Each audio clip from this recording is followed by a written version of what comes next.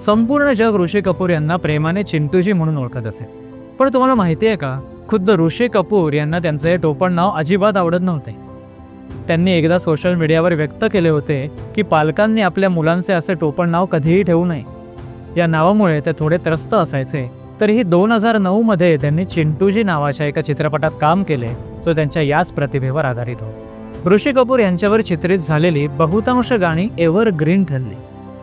त्यांची लिप सिंकिंगची क्षमता इतकी जबरदस्त होती की पडद्यावर ते स्वतःचे गाणे गात आहेत का काय असं वाटतं.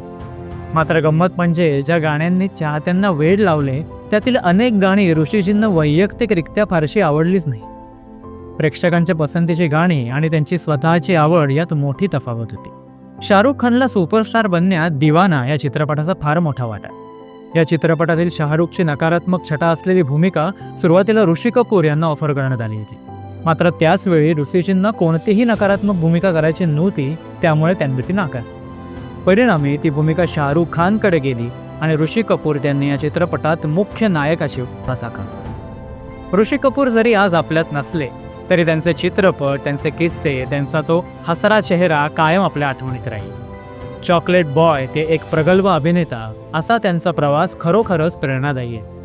त्यांच्या पुण्यतिथी निमित्त या महान कलाकाराला आमची विनम्र श्रद्धांजली.